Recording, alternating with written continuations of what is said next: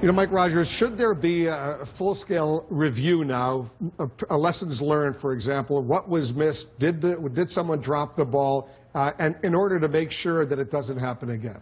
Well, every case like this should be reviewed. I think there's a couple of important points. Did someone drop the ball, you think? I'm not sure that they did. Although, think about it. If the FBI director, and I assume he is right, introduced confidential informants to this case, that's a pretty high level. That's a pretty... So explain what that means. That means that they introduced somebody that was cooperative with the FBI into his daily life, to ask questions, to get close to him, to try to determine, are you in fact are up to something? Are you in fact planning a terrorist attack? Are you trying to as if it were a sting, some sort of sting operation? Absolutely, and that's what that means when the FBI director says it. That's a very high-level investigation. If you're introducing, that means it's time-consuming. They've spent a lot of time doing it.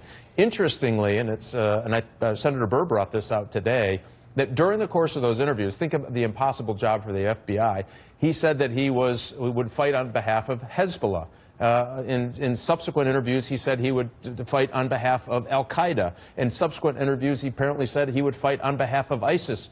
He's covered every team on the field. And what the FBI is probably making a determination is he sounds more candidly a little offbeat than he does a committed jihadist. And so given what Phil Mudd talked about is just the severity and number of the cases coming over the transom at the FBI, they did a pretty thorough investigation but couldn't conclusively say he was working somebody known to be a terrorist in planning operations, couldn't determine that he was buying weapons at that time in operations. All of that will be reviewed and should be reviewed because maybe something in that case showed that there should be some notification on weapons purchases. There should be some notification on watch lists that would keep him on there longer than he was. He also apparently was watching Anwar al-Awlaki videos on the internet, and whether he was pledging allegiance to ISIS or al-Nusra, an affiliate of al-Qaeda or Hezbollah. All these groups, they may be Shia, they may be Sunni, but they have something very much in common, the hatred of the United States, right? Indeed, and we saw the San Bernardino shooter, the husband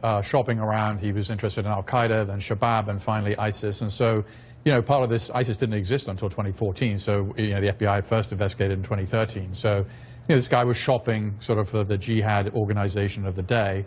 And you just mentioned what they are. All right, guys, stand by because there's more information.